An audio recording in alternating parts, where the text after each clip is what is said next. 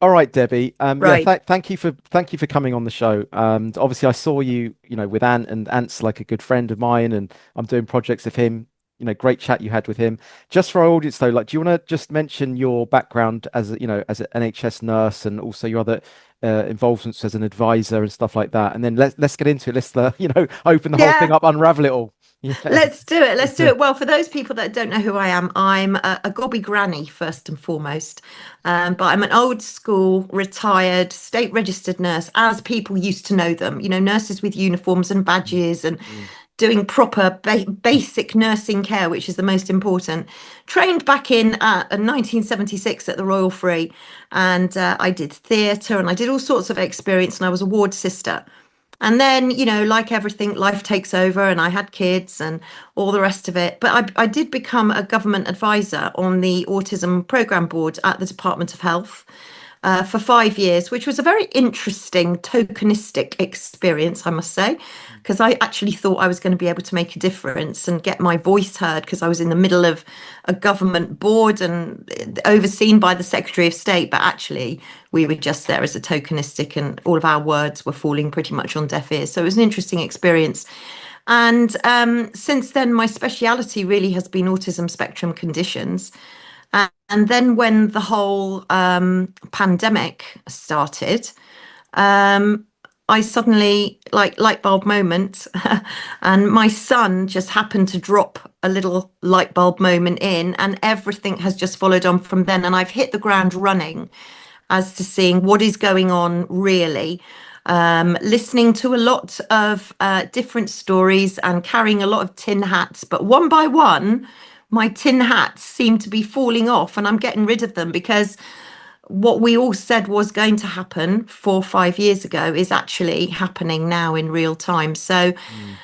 I got a bit gobby and I got on a few platforms and started to sort of be a citizen journalist, really, and talk about nursing and the NHS in my time, because I think that youngsters, they don't remember, obviously, what the NHS was like. They're too young and they're not listening to the likes of us older grannies Mm.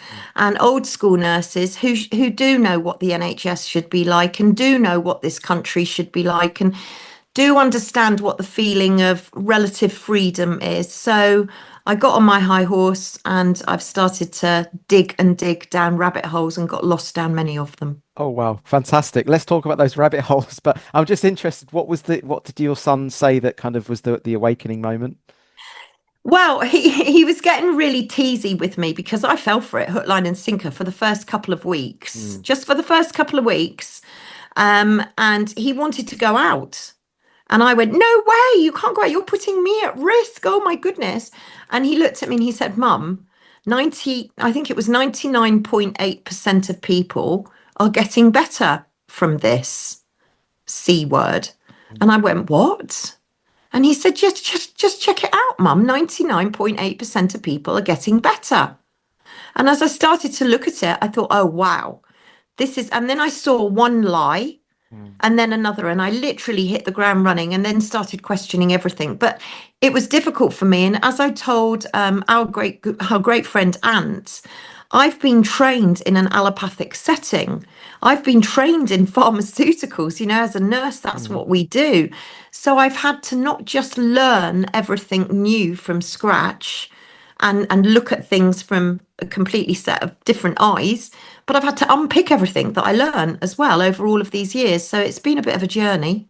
Wow, okay. So yeah, was that like a moment of cognitive dissonance for you? Because obviously you've been trained to like unpack things, like you say, and unravel things, like look at it very scientifically. But then wasn't there also that thing about the what most people kind of fell into, that kind of consensus thinking, just do what's right, trust the science, trust the authorities. Was that still pulling on you as well at the time, or did you have quite a kind of, nope, I'm going to look at it objectively? Was that kind of No, like, it was a oh wow moment. and It then was a bang? literally Yeah, oh wow. yeah, yeah. Somebody's telling porky pies here, and then I saw one porky pie after the other, Mm. after the other, after the other. And I think Mm. once you see something and once you hear something, Mm. you can't unhear it and you can't unsee it. And it was common sense. It was like, why are people not seeing what I'm seeing? Because everything to me seemed like common sense. I mean, For a start off, any pandemic, whatever it is, normally burns itself out in 3 years. So I couldn't work out why the V word was even mentioned in the first place, because that obviously takes Yeah. 10 years to develop. Yeah. So I thought, well, that's crazy because it's going to burn itself out before you're going to have time to get a V word. So that was another red flag for me. And as Mm. I went on, I just felt I was walking down a beach full of red flags Yeah. and they couldn't be ignored. And the story just unraveled and unraveled. And as I heard what was going on in the NHS from plenty of viewers and plenty of my followers, I started to think something is very, very wrong here, because everything I'd been taught as a student nurse and everything I'd learned as a trained nurse seemed to be going out the window. And we're operating now on obeying orders, following the narrative, and ticking boxes. Nobody seems to be using their head at all. And So it's crazy. did you notice that with some of your, peers, like some of your people that, you might have known in the past that you thought were quite scientific and objective falling into that trap then? Yeah, absolutely. And some of Yeah. them, are celebrity doctors. I mean, I trained Yeah. alongside Dr. Hilary Jones, who I'm sure most people will know in UK as being on This Morning and Good Morning Britain and the breakfast programs as a celebrity doctor. Dr. I Killery. trained Dr. Dr. Killery. Hillary, yeah, quite. Dr. Shillery. Yeah. Yeah, and I trained with him. So, Mm. we learnt the same stuff. We went through the same training, albeit that his was a medical training and mine was a nursing training, but we were in the same age. We're the same age. So, the same generation. We were taught the same principles. We were taught the same standards. Yeah. So, my question, if I ever got the chance to speak to him again, would where did it all go wrong, Hillary? So when you knew him, was he actually legit? Like, was he actually training properly? And did you see any kind of As dark far arts as in him? As far as I know, I mean, I didn't really have much to do with him, quite honestly. I mean, Right. I do remember somebody saying he was kind of the James Bond of the Royal Free, but plenty of people Mm. that are celebrities seem to have started off at the Royal Free, which I found very troubling because that was my training hospital. Susan Mickey, the Mm. head of behavioural sciences, she did a lot of her experiments at the Royal Free just around the time I was there or just after. Andrew Wakefield trained at the Royal Free, and Stephen Powis, who heads the NHS, is at the Royal Free. So I got a bit of a shock, really, because what I thought was my amazing teaching hospital has turned into like what was actually going on behind closed doors when I was working there. What was the agenda? What did I miss? Really? Do you think so? Yeah. Do you think that could be the case? Actually, it's more like a kind of a grooming center for doctors, maybe even to become celebrity, media doctors to shill potential agendas going forwards, or not? Or do you think that's maybe? No, I think anything's possible. I mean, to be Yeah. honest with you, John, if Yeah. somebody told me that there was a green pig flying outside my door with purple stripes on it, I'd look because I'd I look think now. Yeah. anything, yeah, Mm. I think anything is, and quite clearly there was an agenda Mm. at the Royal Free. The Royal Free was just a hospital. It wasn't the trust. It wasn't the Royal Free Hospital Trust. Yeah. It was the Royal Free Hospital. And we all had our own identities. All the London teaching hospitals had their own identities, Charing Cross and Mm. St Thomas's and Guy's and Bart's. We all played rugby and we were all equally competitive. We all had different uniforms, slightly different ways of training. And we were very proud Mm.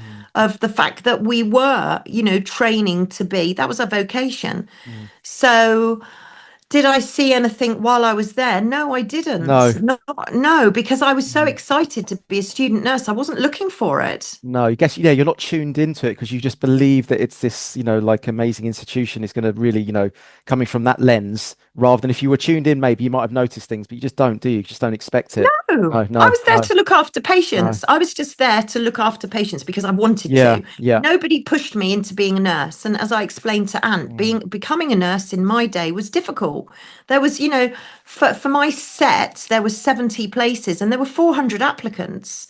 So you were lucky to get a place at a London teaching hospital back then. Yeah. And you were proud of the fact because it was a vocation. So I was excited about looking after patients. That's genuinely what I wanted to I do. I know. wasn't even aware of Yeah. all of this agenda going on behind me.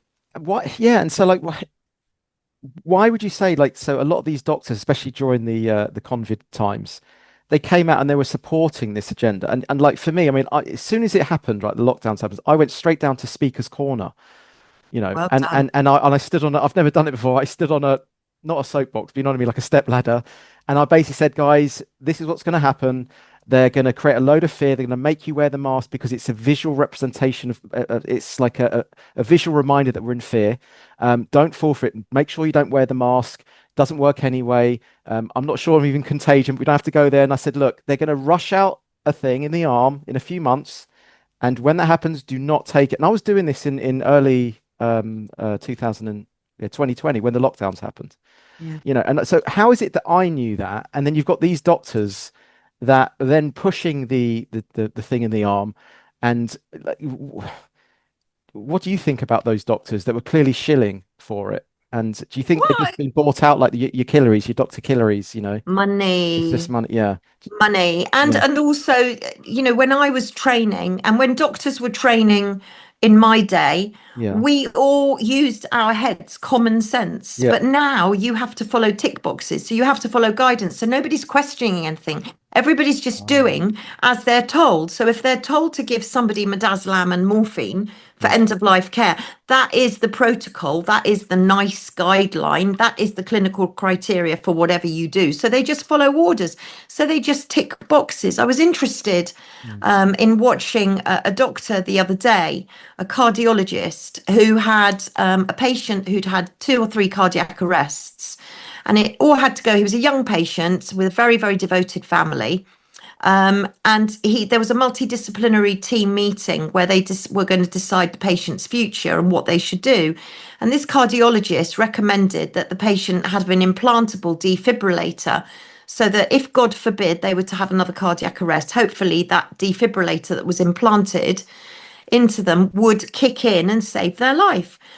But because of criteria and because of protocol, the multidisciplinary team did not agree with the cardiologist.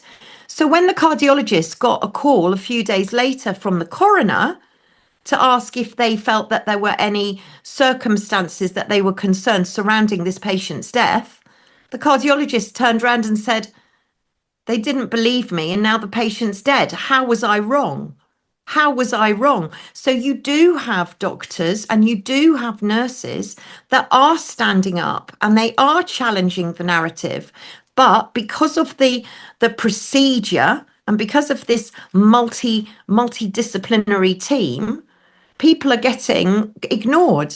And the decision is taken not based on the individual need of that patient, it's based on the protocol tick box. Do they tick this box or that box? And the individual circumstances have no bearing Mm. on the outcome. So Yeah. you have got doctors that are standing up, but the ones and the nurses that were involved in this right from the get-go, I have to ask the question, why did you not see what I saw? Was it money that was driving you? Was it the fear that you weren't going to be able to feed your family? Is it because you're the only breadwinner in the family?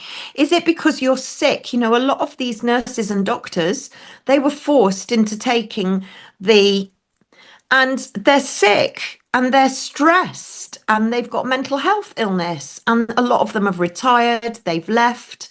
And I heard a story on Roy Lilly, who's he does an NHS manager's email. He kind of invented the trusts, if you like. And on Roy Lilly's newsletter just recently, he was saying that he was hearing of nurses that were dying whilst they were being assessed for a fit to practice because they'd gone off sick through stress and nobody had gotten back to them. And in the meantime, they'd taken their own lives or they died. So Mm. you've got loads of nurses and doctors who are dying. I also heard from another senior consultant who had to visit A&E just a few days ago with his wife. He was telling me about a consultant neurologist who had been found dead in the hospital corridor on corridor care. This is a consultant neurologist. So, this is our own. It isn't just the public. I'm not saying just, I'm not demeaning the public in any Yeah. way. But what I'm saying is that these are consultants in their own right, and they are at the behest of this Mm. tick box system NHS as well. And clearly it doesn't work. Were they dropping because of the protocols then, or what were they dropping off? I don't You know. don't I know, mean, yeah. I don't Okay. know. I mean, there are too many people Mm. having too many problems accessing a safe and effective NHS in 2025. In the Right. UK today, as we're recording this, Mm. I believe, in my opinion, this country is worse than a third world nation Mm. because we do not have a safe and accessible health system, and neither do we have a working, safe, clean, effective water industry either. So if you've got one country that's meant to be the gold star of everything, oh, come to the UK, we've got all the modern, we haven't. We are a country in crisis. We do not have a health service. In fact, many people are telling me they're too scared to go to the NHS. They literally don't want to go because they're so worried. They don't know who they're going to see. They Yeah. don't know what they're going to be told. I'm like that. Yeah, I feel that Yeah. way. Mm. I mean, now here in Cornwall, because I'm down in Cornwall, Mm. nurses are being upskilled to anaesthetize Oh patients. my God. So, and I have to say that as a theatre nurse, I was a theatre nurse for 3 years. First of all, I was a scrub nurse, so I assisted the surgeon, and then I was a recovery nurse, so I woke patients up after they'd had an anaesthetic, made sure that they were safe, and okay to go back to the ward. And I have to tell you, I have worked with lots of anaesthetists, consultant anaesthetists, and if there are any watching this broadcast, I would really, really like them to know how much I and many other nurses and doctors respect them as one of the most highly skilled medical professionals you can possibly find. I mean, these anaesthetists have absolutely so much responsibility on their shoulders. I cannot even begin to tell you. An anaesthetist is in charge of an intensive care unit, intensive therapy unit. They're the consultants in charge. An anaesthetist is the person that comes running to your bed if, God forbid, you have a cardiac arrest and you need resuscitating. That's an anaesthetist. An anaesthetist is the one that really does run the theatre. An anaesthetist is the person that never leaves the patient's side once they're unconscious or they're under anaesthetic.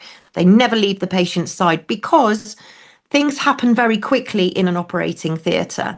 When you've got someone that's unconscious, you never know what's going to happen from 1 minute to the next, how they'd react to surgery. Perhaps they're bleeding internally, perhaps their blood pressure is dipping. They need immediate emergency attention from that consultant anaesthetist. So, do we trust nurses to anaesthetize patients? I'm a nurse and I would not want that job. I would No. absolutely not want that job. And what I'm hearing now is that if there's a suite of 6 theatres, for example, there might be 6 nurses that are anaesthetizing patients and perhaps 1 or 2 consultant anaesthetists that are overseeing and running from theatre to theatre. That never happened in my day. The consultant anaesthetist would be beside the patient all the time. And if it was a particularly long surgery, then they would be relieved for a break or something to eat. They would be relieved by another anaesthetist or an experienced operating department assistant or SODA, senior operating department assistant, Yeah. who would literally be with a stone's throw of the anaesthetist at all times. So people don't know who they're seeing in the NHS. They don't know the qualifications. They Yeah. don't know what they're being given in the NHS, and they don't know who's putting them to sleep and if they're ever going to wake up again. So you can see why people are worried. They're Yeah. worried. Gosh, it's like upgrading the stewardesses to be the pilots, and just Yeah. expect them to fly the plane. It's just scandalous. Exactly that. Exactly. And we've Yeah. got, it's not just medicine that this is happening in. Mm. We've got 18-year-olds driving trains now. Now, I'm sure that it's perfectly fine for an 18-year-old to drive a train, but if you speak to an old school experienced train driver, they'll tell you it's probably not until they were in their 30s Mm. that they got the job of being actually a train driver. They had to go through a lot of much more formal training. And this is the same with all professions now. It doesn't seem to matter whether it's a lawyer, whether it's a medical student, a nurse, or a carer. They're all much lower skilled people than Yeah. I am used to when I was training. Okay, so they're fast tracking the young crew through a lot faster now to make up the numbers and to cut costs, to cut corners, right? That's why they're doing it. Yeah, Yeah. to cut corners and also to replace the workforce because Mm, the NHS is the biggest employer in Europe. I mean, it's a huge, huge workforce, and everybody is literally leaving in droves. There's an absolute exodus oh from the wow. NHS. So, and also, I mean, if I were to go back to my hospital, the Royal Free, Mm, as I'm a Royal Free trained nurse, you would think that I would be received quite well. You know, "Oh, it's lovely to see you. You're a Royal Free trained nurse. We'd love mm, to have you back." But no, mm, apparently my job will now go to a nurse, perhaps from another country, from another culture, and I won't get the job. So I think you'll find that a lot of nurses who have applied for jobs haven't got them because it's not part of the, I call it the DIE program, the diversity, oh inclusion right. and equity. Mm, I don't call it DEI, I call it DIE. mm, But because of this policy, you know, many nurses that are old school trained and that are British trained aren't able to get back. And mm, the nurses that are training now, I mean, since I trained, the training has changed hugely. So now we have this Project 2000 come in that nurses went to university for 18 months and then hit the wards, whereas I went to school. So I went to school for 8 weeks and then I hit the wards. But now you get nurses going to uni for 18 months, and by the time they come on the ward, they decide they don't like it. And they're not being trained, or at least they don't seem to appear to be trained mm, in what I would call essential basic nursing care. So as a ward sister, I would still make beds. I would do bed baths. mm. I would do observations. I would do drug rounds. I would do all the stuff that student nurses and staff nurses did. There would be no difference. Today, you don't even know who's in charge of the ward. You never see them. So the Yeah. basic nursing care, nurses are holding iPads now. You need to be holding hands. That's Yes, what you need to be exactly. I doing, like that. Yeah. And you know? is it also the case that probably with ChatGPT, who knows, you could get like surgeons that have passed their exams just by cheating with ChatGPT. I mean, it's 100%. 100 million%. You know, my one of my friend's sons is a carer, mm, and that he's looking after a young man with mental health problems. So he's told to do a load of training all the time. It's training this, training that. mm, You've got to do this. He does the whole lot in 5 minutes on ChatGTP. He's got absolutely no clue, no clue at all what he's been taught. He's just put something into the search bar and come up with a lecture. yeah. It's crazy. It's Te- crazy. Terrifying, isn't it? It really is terrifying. I mean, there's someone I want to introduce you to. His daughter was killed in by the NHS, and So it's the sorry. largest. I'll tell you the actual. It's the I want to get the title of this right. It's like the biggest maternity scandal this country's ever seen, or something like that. But he was actually telling the NHS, "I don't agree with this protocol. Can you check this, please?" And they actually took him to one side and they told him he couldn't go into the hospital after that because he was questioning some of the protocols. And the child did actually die from his concern that he had. That And is absolutely n- that is not tragic. not only that, but they also took him to court for some kind of thing that he like, as in he was what do they call it when you're challenging them and you're stopping them from doing their Vexatious. yeah, Vexatious. like actually putting the kid at his own kid at harm, or putting the Yeah. stopping them from doing their own work. They took him to court for that, even though his child Yeah. did actually die from what he was worried that they she might die of. So yeah, it's unbelievable. I mean, I've had I know it's nothing big, but I had sleep issues and I went to the NHS and they diagnosed me with sleep apnea, and I had the mask and the the air pumping into my Yeah. every night. And I just remember thinking, like, after a while, it's just like, this doesn't feel right. So I went back in and said, look, I just don't feel like this is the right diagnosis for me. And the woman, she got really angry with me. She goes, well, if you don't want it, I could just discharge you straight away. I went, well, no, like, I'm just asking. I just don't feel like I just know my body. I don't think this is right. I just, well, no, it takes a while. It takes 6 months. If you're not willing to give it 6 months, we'll just discharge you like that. There was someone else in the room and they were like a bit embarrassed. Anyway, I paid for a sleep study test, and it turns out I didn't have sleep apnea at all. I had something called hypnic jerks, which is when your body twitches during the night when you're just about to fall Yeah. asleep. So I would have had that mask and tank, the air pumping in for the rest of my life. Yeah. And immediately I got diagnosed with that in like one sitting. And it's just from one little tiny test that I did. And also, not only that, but the vacuum that's created from those masks, I was choking during the night. And if I didn't wake myself up, it created a vacuum where there was no air going in. It's only because I was aware of it and I wasn't totally asleep. I think it could have killed me as well. Well, I mean, I think it's fair to say that they're trying to do anything they can to give you something for a condition, whether you've got it or not. So Yes. I went for an eye test only because I wanted another pair of reading glasses. I just wanted to collect them because I thought, oh, you know what? Mm, The one thing I need to do is to be able to read. And if the cyber goes down and distribution goes down, am I going to get mm, reading glasses? So off I went.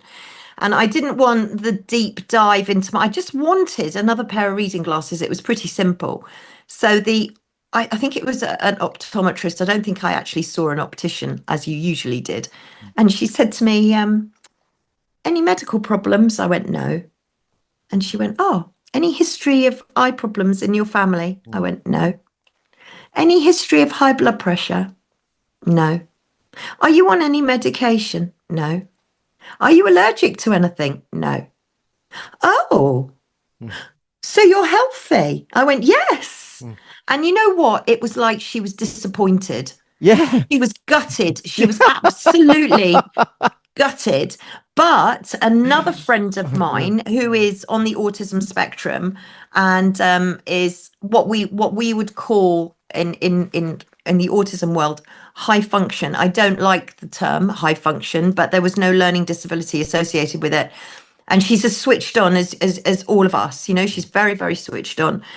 Anyway, she discovered a bit of a lump, and she went to the doctor, and the doctor said, "Oh, I'll need you to go." It was a lump in her bowel, and I'll need you to go to the hospital. So she went to the hospital. She's diagnosed on the autism spectrum. She went to the hospital, and they said to her that they would have to put her on the red list for colon cancer, and she would have to be referred for an emergency colonoscopy. And she said, "Well, I just want, really?" Mm, She said, I think I've got piles. mm. And the doctor said, "Well, we've got to find out what it is. So we want you to have a colonoscopy." So she went home and she decided that she didn't want a colonoscopy, that she actually knew what it was. It was piles. And so she'd had 3 calls from the endoscopy unit, 2 texts and an email inviting her for a colonoscopy. They were going to send her the prep within the next 48 hours. She was going to have the colonoscopy within the next week or something. Mm. So she phoned the endoscopy unit and said, "Look, I've reconsidered and I don't want it done." And the woman on the end said, "Well, no, you've got to have it done." And she said, "No, no, no, no. I've just decided it's not for me, but thank you very much anyway." "Well, no, because the doctor's put you on the red list."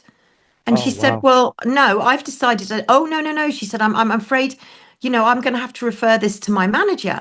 Anyway, she said, "Well, that's ridiculous." Anyway, that was the end of the call. Then she got a call the next day from the autism learning disabled nurse at the hospital saying, "Oh, hello, we're just checking because you've made a decision not to have the colonoscopy. And we're very concerned that you're on the autism spectrum and you might not have capacity to refuse it." And it's like, she said, "Pardon?" And he said, "Well, I've just got to make sure that you've got the capacity with which to be able to refuse it. Otherwise, we feel we need to do this procedure as it's in your best interest." And she said, "No chance. Yeah. You're not coming near me. I am perfectly sane." But he had to ask her a few questions like, what was the year and what did she do last week? And, like trying to test to see if she had capacity to refuse. Thankfully, she passed the test Mm. and it was shelved. But you've got to ask yourself now, if you get highlighted for mental health illness, or you get highlighted for autism spectrum condition, perhaps, or another condition, are you going to be allowed to refuse treatment if the NHS deem it necessary for you to have treatment? Wow, that's terrifying, isn't it? Like, what could you do at that point? Are they going to come round to your house and drag you into the back of a, you know, Well, that, the NHS are looking for people. mm. So people that are not turning up for appointments and people that are refusing treatment, they are being marked, Oh, and really? and they are being followed up. And it's in the best interest of the patient, because what they're saying is it they're not saying the patients are refusing and the patients are too scared to go for it and just don't want to go. Mm. They're saying, "Oh, the patient must need some extra help reminding them, or maybe we can get transport for them to get them to the hospital." So, What? I mean, they'll do Mm. anything to get you in to diagnose you with something, test What? you, something. Why is that then? What's the kind of the end goal with that? Is just because it just keeps the money machine going, do you think? Yeah, sure. I mean, I at see. the end of the day, doctors need ill patients. Yeah. Pharmaceutical companies need ill patients. They can't cope with healthy patients. And what they're doing now is they're testing everybody. So Mm. we're told that the NHS is overwhelmed. We're told that, too many people are accessing the NHS. And yet they're approaching us, like texting us, getting us to test for this, that, and the other saliva test, cancer test, stool test, Mm. blood test, shingles, and Yeah. MMR and HPV and flu and anything RSV, anything else you can imagine. It's like we will come, and I'm going, excuse me, Mm. if I need the NHS, which I don't, thankfully, but if I need the NHS, I'll come to you. You don't need to come to me. Stop harassing me with texts. Stop emailing me and stop sending me all these mad tests that I don't want to have because they're going in the bin. And also, you need to know to opt out of things. So, opting out of organ donation, for example, for opting out of all sorts of different things, you have to opt out of the tests. So, the bowel test, for example, I'm in the age group that gets sent the bowel test. I'd opted out ages ago, but oh no, not now. You've got to opt out by phone, and then they quiz you on the phone, then they send you a letter. And the letter says, I consent to being taken off the bowel testing project, whatever. You sign the letter, you send it back to the NHS. The NHS then sends you another letter to say that you have now been opted out. But you have to go through that procedure on everything. So whether it's blood or whether it's a test or whether it's organ donation, it's a different opt out. So what Mm. they've done is behavioral sciences, because this is all at PSYOP. What they've done is instead of nudge you into having something, they're sludging you. It's called sludge. Mm. So it's a bit like somewhere like Amazon, who say join Prime for 30 days. And if you don't like it, you can opt out, but it's your responsibility to opt out. We won't opt you out. And otherwise we'll keep charging your credit card or your bank card. And it's a bit like that. It's a bit like they're just going to carry on and carry on and carry on, hassling you and informing. It's a nightmare. So these sludges, you've got to find out what it is you don't want and opt out of everything individually. And what happens if you don't know? They'll just keep harassing you. Is that the thing? Yeah, well, they'll keep harassing you. But of course, now with organ donation, everybody has to check their driving licenses because there's a little tiny box on the back of the driving license. And unless you tick it, you become an organ donor. So, we are all organ Mm. donors unless we've gone through the right opt outs. And Oh, that wow. includes the driving license and opting out with the organ and blood transfusion centre as well. Because, you know, I'm going to be doing some work with Claire Wills Harrison because many patients are saying to me, how do we go into hospital and say what we don't want? Do we have to make a living will? Do we have to do an advanced decision to refuse treatment? Mm. How do we refuse treatment if we're in there? And will we be allowed to refuse treatment? But of course, now you've got new laws coming in which says that basically you can't complain. So if somebody complains, then they're seen to be vexatious. Mm. If they write in a freedom of information too many times or reword it, they're seen to be vexatious. And that now could become an offence where you get a knock at the door from the police. This is what we're coming to. Mm. Yeah, it's terrifying, isn't it? And what would you say is the most terrifying development so far? Would you say it's the app that's being created at the moment? The app is the key to digital health. I Right. mean, people Mm. think that the app is amazing because they can book their appointments, they can get their blood tests, they can do all sorts of things on the app. But many people are telling me that the information on the app is incorrect. So three people rang me, um, all on different subjects. One guy phoned me and he said, "You know what?" He said, "The NHS app's telling me that I've got diabetes." He said, "I haven't." Mm. He said, "I've never been diagnosed with diabetes in my life. They've got it wrong." Another lady said that they booked her in for the wrong appointment with the wrong consultant. And then another gentleman rang me to say that his date of birth was completely wrong and they'd got him down as 24 years old and actually he was 74. So the information on the NHS app is sometimes incorrect. So that begs the question is if you're getting your results, your test results on the NHS app, how can you be sure that those are correct, Mm, that they're your results, and that they're not fake positives? And also, why would you trust an AI chatbot? Why would you trust this black screen? Because it's not telling you anything. So the NHS app is convenience versus control. And what I'm recommending people do is scrap the app because it's an app trap, mm, because it's an app track. So trap and track. yeah. So they're tracking you and trapping you.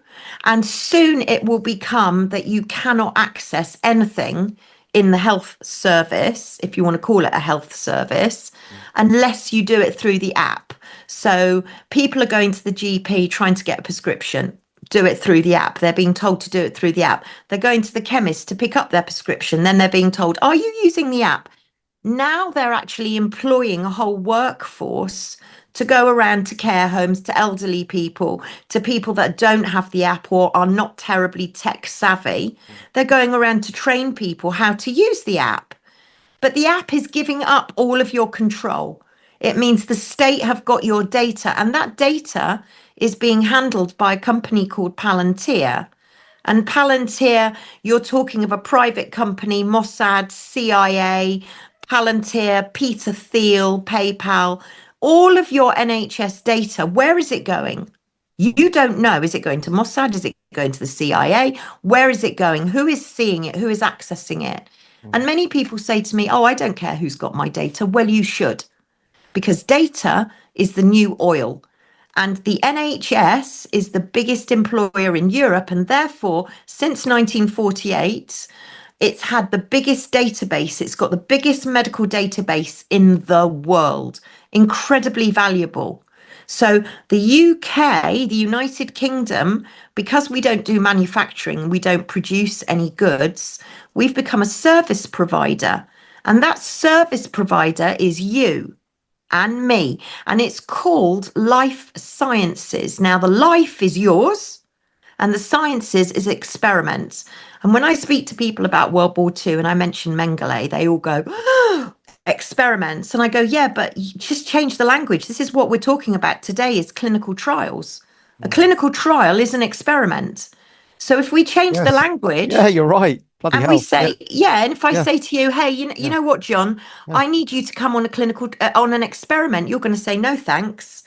However, if you've got a condition or an illness that's maybe been caused by Mm, then you will be invited onto a clinical trial, an experiment, in order to be given more novel pharmaceuticals, which may just help you, but on the other hand, it may make you a lot worse or it may kill you. So, experiments, clinical trials, we've just changed the language.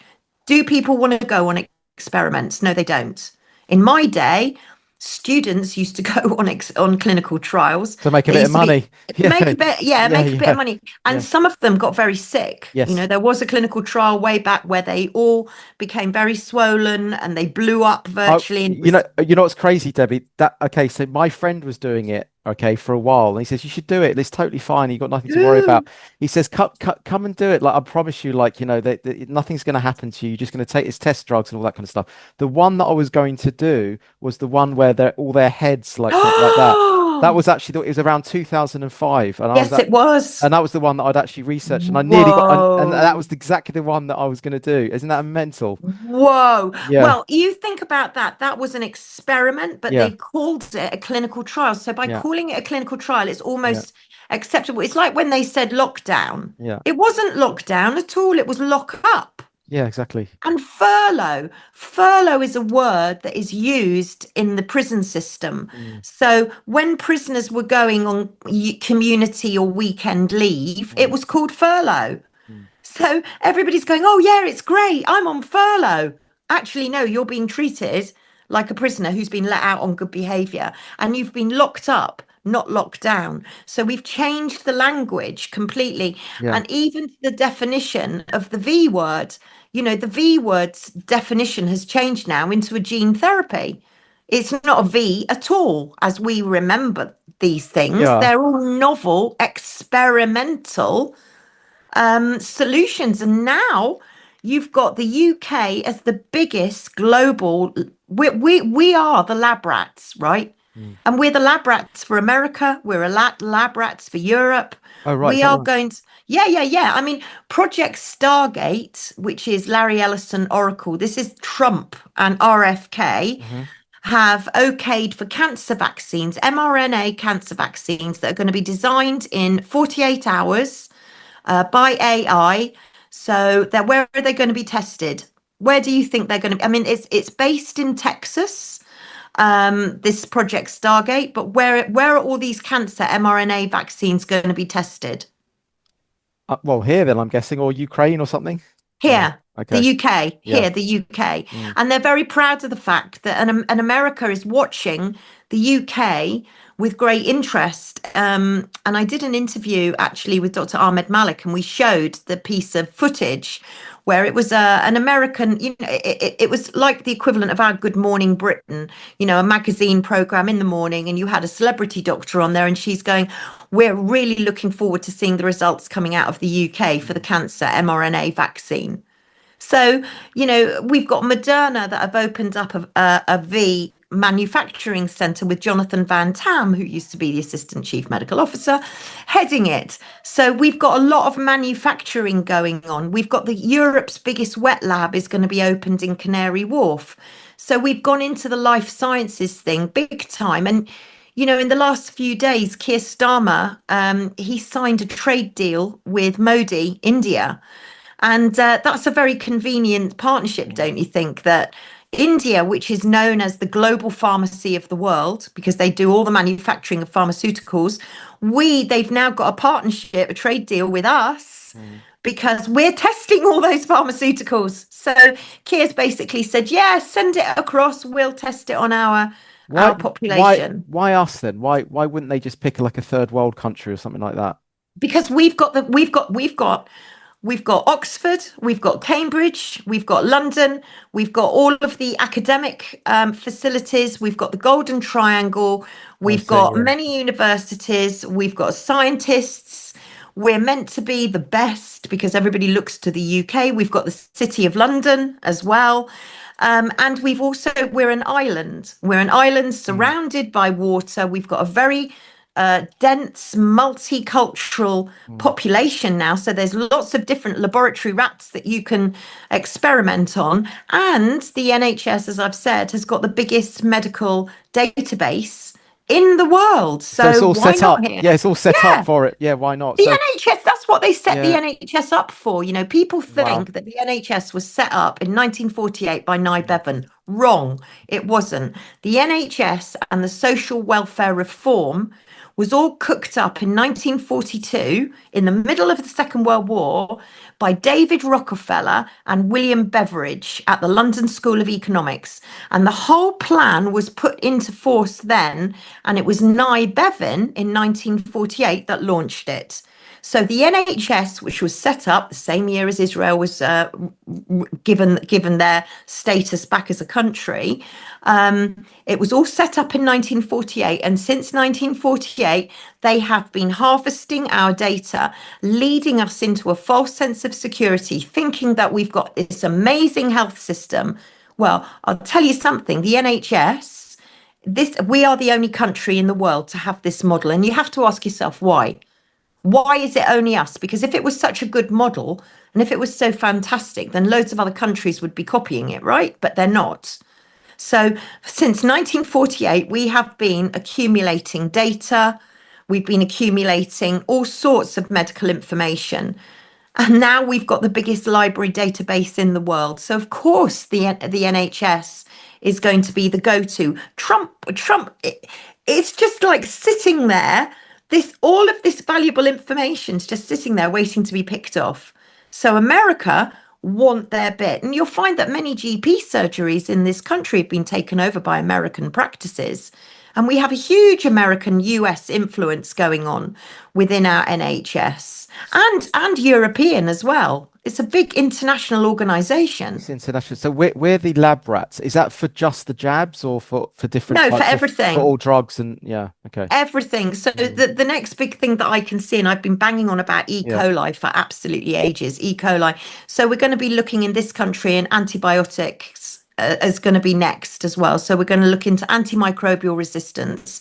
So what if there was a nasty bacterial bug, because that's what you give antibiotics for, nasty bacterial bug, and you haven't got antibiotics because they're in short supply, or they've just decided actually we've got new, very, very strong antivirals Mm, and monoclonal antibodies that we can give you instead of antibiotics. So the antibiotics that you're used to, amoxicillin, penicillin, all the big ones, doxycycline, erythromycin, fluocloxacillin, all of those big ones, they're going to go. They're going to just disappear. And what you're going to get in its place is all of these new novel therapies, many of them gene therapies. You're going to get CRISPR-Cas9, so you're going to get genomic editing as well, genomic profiling, genomic testing. So we're very much in that arena now. So they're going to test everything on us. And what they're doing is yeah. creating a load of diseases. I mean, since the V word, there has been a new disease emerge from that, which is what they call turbo cancer. Mm, So the government have changed that name, turbo cancer, and they call it rare cancer. Well, this has now got a government bill of its own. So all of a sudden, rare becomes common, and you mm, think, well, it's not really rare anymore. yeah. So if you tell somebody that they've got, God forbid, turbo cancer, or perhaps a child, Mm, then that you haven't got very long, and this is a very fast acting cancer that's affecting multiple areas in your body, and say it, that the NHS go, we'd like you to start on a clinical trial because that's your only hope. Because this is a very invasive cancer, it's a rare cancer. So, unless we get you on this clinical trial and give you more experimental medicines, you're not going to survive. So, what are you going to do? You're that person, you're being told that maybe you've only got a few months, it's going to savage your body, and your only chance is a clinical trial. And if that happens to be a parent with the child, and the parent turns around and goes, actually, no, I want to go more of a holistic approach. I don't want to go down. How do you know that the NHS aren't going to turn around and go, actually, you're not working in your child's best interests?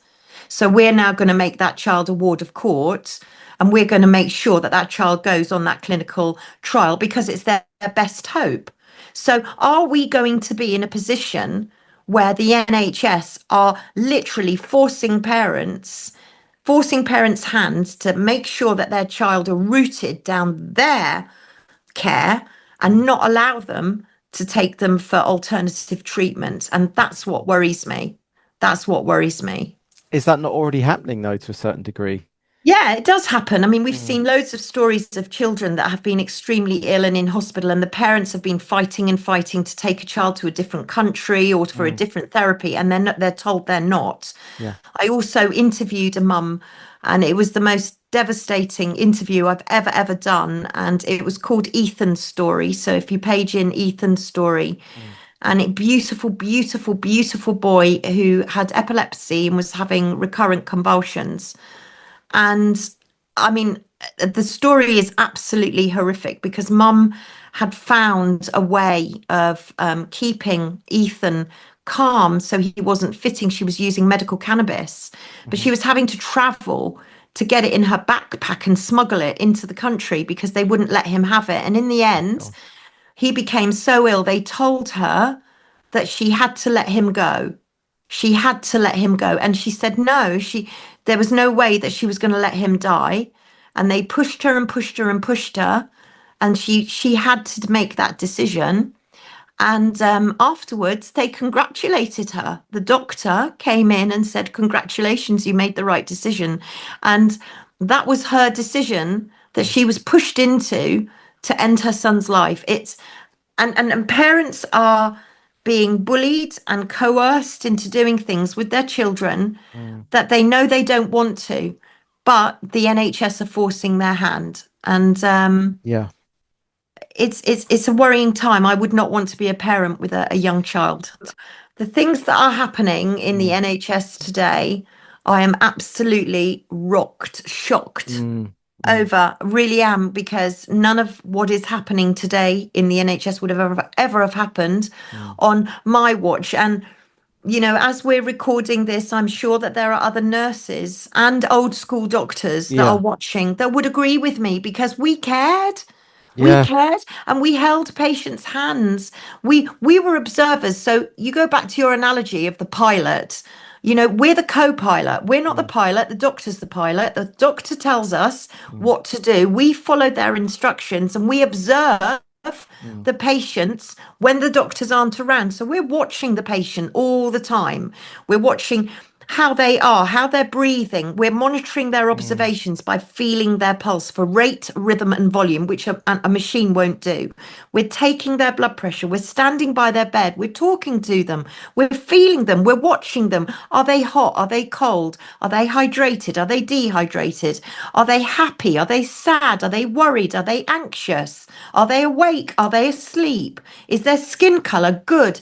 Are they hydrated? I mean, there's a million things that a mm, nurse will do by the side of a patient that the patient's got no clue what we're doing, but we're watching them, we're monitoring them, and we're observing, and then we're passing the information on if necessary to relatives, if necessary to your senior nurse or to a doctor. So everything now that's being done in the NHS is completely alien to me. mm. And many people that are watching this that trained at the same time as me will be nodding their heads and going, this is not what healthcare and safety of patients is all about. In my Mm. day, patients used to have, I keep banging on about flowers, but patients used to have flowers by the side of their beds, and it made a heck of a difference in a ward. It brightened up a ward, you Mm. got the aroma. Yes, there was always a fight for vases, who's got too many vases and we haven't got enough, and another ward would come and borrow some. Mm. There was always a fight for vases. But every single day we'd go around, we'd change the flower water, we'd make sure that everyone had flowers on their bed, by their bed, even if they didn't have any relatives. Mm. And now you're not allowed to take flowers. You're not allowed relatives to visit you. Relatives have been locked out, not being able to have any part of of an input into their relatives' care. I've heard from relatives who have been told that their husband or their wife or their son or their daughter has died and they weren't even aware Mm. that they were dead. They've gone into a hospital to visit and they've Mm. been told their loved one is dead. Oh my God. They haven't even been told. So I mean, this isn't an isolated incident. This is a lot of people are discovering that Mm. their loved ones have died and they were never informed. Okay, why is that then? Is it just because the whole thing is just rotted to the absolute core that it's just there is No no one hope? cares. Yeah. Yeah, Mm. no one cares, and that's another thing.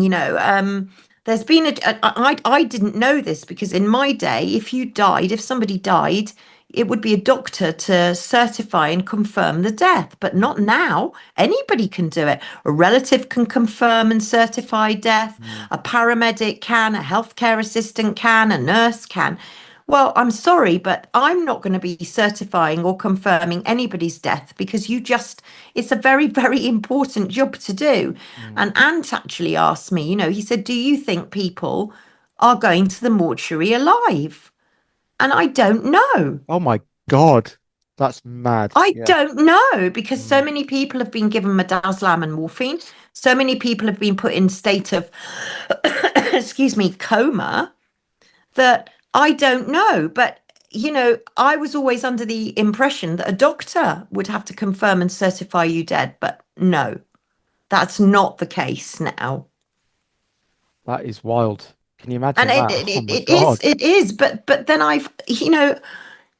we're living in a time now where, for example, my friend's dad died Mm. and he'd organized something called well, I won't name the company, but it's a cremation that takes place without anybody being there.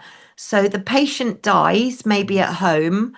The undertaker comes and picks up the body, and it goes straight for cremation, which cuts the price down a lot because you haven't got Mm. to book a slot at the crematorium for people and a hearse and all the rest of it. The body just gets disposed of. Well, I'm not sure that I'd feel comfortable with somebody just whizzing my mum or my relative out Mm. of the house and never seeing them again. I'm not Yeah. sure that I'd feel comfortable with that. So you have to ask yourself, why are these, what is going on? What is happening in the funeral industry? What's happening in the coronial Mm. industry? Because the coroner's offices are unlike any other department in the UK. Mm. Unlike everywhere else, which is centralised, the coroner's offices seem to work independently of one another. So you'll get maybe some cases of unexpected sudden deaths in Cornwall, and they won't speak to the coroner in Devon or in Wiltshire or in Manchester or in Birmingham to compare notes. So everybody's working in a fragmented system. So Yeah. no one's getting a full picture of what's going on. That is, oh my God, that's wild. But now that you say it, it's like, yeah, that probably does actually go on, like in You know terms, what, wow. John? Whew. There was a film I watched. I'm not really a great film Mm. watcher because I haven't got the attention Yeah, span. me neither. But there was a film that I watched back in, it was either 1976 or 1978, and it was called Coma. And I would advise anybody to watch it because Mm. what it was about, and we always say that, this is not science fiction, this is science fact and it's programming. Mm. And what it was about was people that were going into operating theatres, and they were dying in an operating theatre, but they weren't actually dying. They were being carted off to another institution and being suspended in a state of unconsciousness whilst their organs were being harvested at different times. And this was a film back in 1976. And I mean, we're talking about a big Mm. cast. I think Kirk, what's his name? Kirk Douglas? Douglas. Yeah. Yeah, Kirk Douglas was in it. Some big, big names. Mm. So check out Coma, 1976 or Gosh. 1978. And you have to ask yourself, living in this age, Mm. is that possible? I'm not saying it's happening, but I'm saying that enough people have questioned me and Yeah. asked me, do you think it's happening? And I think if people are talking about it, then you have to consider, well, is it happening? I don't know. Organ harvesting is quite a big thing in the underground, isn't it? In the kind of the dark world, right? So, Yeah. and we know that, I mean, abortions happen for a number of reasons as well, because don't they take out fetal cells and they go Yeah. into the Yeah. thing that goes in the arm. So, I mean, it'd be mad not to think that some of this goes on, I think. Well, I mean, when I was training and I Mm. did 8 weeks maternity and midwifery, I'm Mm. not a midwife, so I just did a Yeah. little bit of experience. But every mum that delivered a baby obviously delivered a placenta as well. And I Yes. was told, be careful what you do with the placentas, be careful, but make sure it's put in the freezer because a company will come and pick it up Yeah. and it'll be used for makeup and products. And, Mm. you must remember, and I don't think many people really recognize this fact, but organs do not get taken from dead people, right? Mm. Organs only get taken from live people. So if you've got a road traffic accident, for example, and the person has died on the scene and is then moved to a hospital to be certified, those organs are no good because that patient is brain dead. So the patient has to be kept alive in order for the organs to be removed. Oh God. So I've only experienced it once when I was in my training in theatre. And there was a young guy who'd been in a road traffic accident, motorbike accident, and he'd been in intensive care unit for 3 weeks. And they decided that he was brain dead. Now, that's a whole different, does brain death? What is brain death? That's a whole new subject. But they decided he was brain dead. And his family had said that he wanted to donate his organs. So they brought him to theatre, fully anaesthetised, obviously. Mm. They took him into theatre and they harvested all his organs. And then the surgeon and the anaesthetist and everybody stood back as they switched all the machinery off. Mhm. And we were all just silent in theatre for a few minutes while he took his last breath. And that was it. And then he was taken from theatre straight to the mortuary. So you do not, people have got this thing about, oh, yes, of course, if you're giving your one of your family a kidney and you've got two kidneys, then obviously, that's for your family. But organs are only taken from live people. Is that why you said it's so important to opt out, like with this? Because that's what you mean. Because I was thinking, like, okay, if you're dead, you're dead. Like, what's the harm? But now this is what you're saying. They could actually target you, right? They could almost like put you into an unconscious state, say you're dead, and actually then take you to another room and maybe harvest your organs. Yeah, it's possible. It's absolutely possible. I mean, organs are Wow. worth a lot of money. Yeah. We are a commodity. If you Mm. think about the word corpse, corporation, Yeah. corpse, Yeah.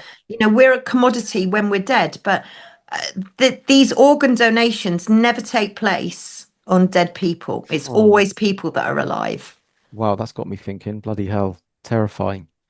God, the amount of stuff that's probably going on and we don't even know yet. We're just scratching the surface of some of this stuff. Like, I know, and yeah. some of it's subjective. Some of it's, I can't Mm. prove. I'm Yeah. only going on what people are Mm. telling me and what people are pointing out to me. And I'm joining dots. I mean, some of the dots might not be necessarily correct, and Yeah, that's sure. why I like to throw things out to the audience and listen to what other people think. And Yeah. have I got it wrong, or is there something in this? And it's throwing it out really for everybody to consider. Yeah, that's what you got to do. Yeah. Rather than just not want to look at it, put the fingers in the ears and like don't want to hear it. Yeah, Yeah, at least get the ideas out, discuss it, pick it apart, and then decide if it's right or wrong. But don't just throw out yeah, ideas just straight away. That's got to be intelligent, logical thinking, surely. exactly.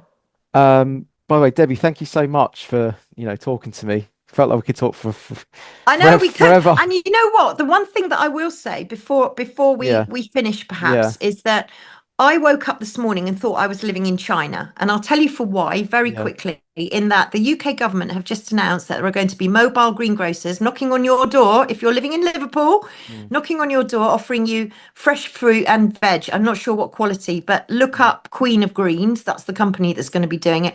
The government are also going to be rolling out subsidized restaurants. And those restaurants will be asked to actually hand back to the government your calorific intake. So if you are obese or slightly overweight, the restaurant will count how many calories you've had in that meal, and it will be put in data that will go back to the government. The other thing that's happening is we opened our doors to the Ukrainian refugees, or a lot of people did. mm. And now we've got the UK government and the NHS are starting this project called Home Share, where they're saying that you can open your doors to a young person who will come and look after you, whether you've got dementia or you're vulnerable or physically disabled. They'll come and look after you in return for free accommodation. Oh, gosh. So I'm thinking, hang on a minute, isn't Mm. this a little bit China? Social credits and coming down, state subsidized restaurants, state subsidized greengrocery, at home sharing. It's just like, really? Yeah, and they've also got, do you remember the patent 060606? Yes. Right, because it's like a cryptocurrency crypto device which rewards physical activity, Yeah. and so that's been patented, I guess, by Yeah. Bill Gates, but I'm Yeah, get moving. We're on the get moving campaign now. right. So, Yeah. in order to do your bit, you've got to get moving. And if you can get moving for charity while you're at it and raise a lot of money for charity, like Macmillan and Cancer Research UK, which are all complete quangos in my opinion, Mm. they're going to get you moving. And actually, if you go to the doctor now and you say you're feeling a bit anxious or depressed, Mm. the doctor will now give you a prescription for football tickets. What? Football What do you tickets. mean? You'll get a prescription for football tickets instead of an antidepressant, which you probably don't want anyway. Yeah. But they want you to get moving and they want you to socialize and they don't want you to be depressed. And they think that if you go to a football match, Mm. that'll make everything better. I still would actually rather that than the medication, to be honest with To be honest with you, I think you. football for me, I think I'd rather do without the pair, actually, both football and the antidepressant. I think football would probably depress me more. But yeah, seriously, you just page it into a search bar and Mm. you can see exactly what the NHS have got planned for us. And of course, they've just announced the latest 10-year plan, which is interesting to say the least. Go on. You have But to maybe say. we'll talk about that another Oh, I'll time. tell you what. We'll leave the cliffhanger there, shall we? And then that gives us reason to jump back on, and do another Yeah, one. let's do it. Let's say there's plenty more where that came from, John. I can Plenty tell more. you. I know. Look, you Plenty can see, yeah, more. there was so much there. We could have gone into many different strands there. Yeah. So there's obviously so much going on. And yeah, thank you so much for coming on and sharing all that, Debbie. It's Well, great, thank you. brave of you. What did you say? Gobby Granny. I like that. Gobby, yeah, I'm a gobby. Actually, I think that if we got an army Yeah, of gobby grannies, yeah, I'd like to see what the police do with a whole army of gobby grannies when we're coming and we're saying we're trying to save your children, mm, your grandchildren. What are they going to do? And the other thing that I'd like to see, so if any campanologists are listening here, mm, let's have the bells ringing. Let's get all our churches ringing bells. Let's mm, make it, let's do something. Let's make a real dent in this. And if we get every single church that has got bells, not all of them have now, mm. but if we get every single church that has got bells ringing, pealing the bells all the time, that's going to give people a message, I think, and a Shock powerful people. one. Yeah. Yeah, I've also heard yeah. that bells are quite healing, but that's another story. Like they used to have They bells are for very healing. vibrational healing. Yeah, That's yeah, that's another story. absolutely. That's another show as well. It is. It is. All right, Deb, is there anything you want me to like any links to anything, or have you got a book? Some people have books, or you should write a book if you haven't got Oh, one. I should, shouldn't I? And a lot of people have asked me to. I tell you what, I do an awful lot of Xing. So a lot of my news goes out on X. Okay, I've got yeah. a little YouTube channel which we're trying to sort of Mm, get more content on. And I'm trying to get as much content out as I can. I'm just trying to focus in on UK news, really, NHS, DWP, and what can you expect in the UK. So you can follow me on Debi Evans Matron on X. I've got Word in Edgeways channel at YouTube. nice. I've also got a Substack. I'm just trying to do my bit wherever I can. So just catch me wherever. Great, and I'll put that in the description below for people as well. Thank you, John. And thank you so much for inviting me. No, It's no, been so it's been lovely so to good. It's talk been to so you. good, and you've left the cliffhanger for the next one as I well. Yeah, you have. have. I have.